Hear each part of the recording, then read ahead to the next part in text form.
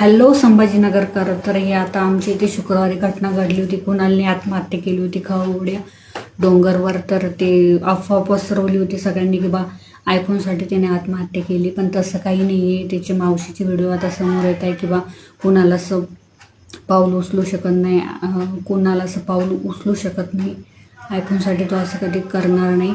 आणि मी पण व्हिडिओ बनवला होता त्याच्यावर की बा आयफोनसाठी, कारण सगळीकडे ती चर्चा चालू होती म्हणून मी बनवला, कारण ती सत्यता काही माहीत नव्हती. पण आता माहीत झालं आहे त्याच्या मावशीची, त्याच्या हत्येची व्हिडिओ समोर येत आहे. कारण ज्याच्या घरातलं त्याला माहीत राहते, आपण काही जज करू शकत नाही. आता सगळे बोल होत आहे की आयफोनसाठी सगळीकडे ती चर्चा चालू आहे, पण तसं काही नाही आहे. त्यांचे घरगुती काहीतरी वाद होते वाटते, त्याच्यामुळं त्यांच्या घरातलं त्यांना माहीत. आपण काही जज करू शकत नाही त्यांना, म्हणजे कशामुळं झालं आहे. तर त्याच्यामुळे असे ब्लॉगिंग जे पण ब्लॉगर आहे बनवत असेल व्हिडिओ रील स्टार, तर अशा अफवा प्लीज उडवू नका, कारण आपल्याला त्यांच्या घरातली सत्यता माहीत नाही आहे.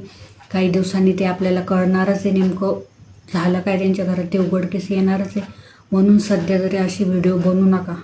तुम्हाला जोपर्यंत माहीत नाही काय कारण आहे तोपर्यंत अशी व्हिडिओ बनवू नका. मी पण बनवला होता, मी त्याच्याबद्दल म्हणते तुम्हाला, मी बनवला होता कारण सगळीकडं तसंच झालं होतं. पण आता अशी माहिती समोर आली की बा आयफोनसाठी नाही झाले, त्यांचं घरगुती काहीतरी वाद होते.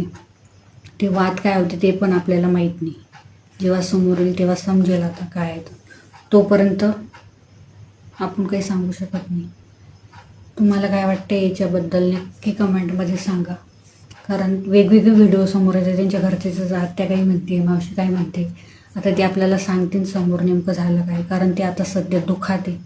आणि आपण पण ब्लॉग वगैरे बनवून त्यांना त्रास देणं, त्यांच्या घरात एवढं त्यांच्या बहिणीला, आत्याला, त्यांच्या घर परिवाराला एवढं दुःख झालं आहे आणि आपण असे ब्लॉग बनवतो आहे, तर त्यांना पण आपल्यामुळे त्रास नाही झाला पाहिजे.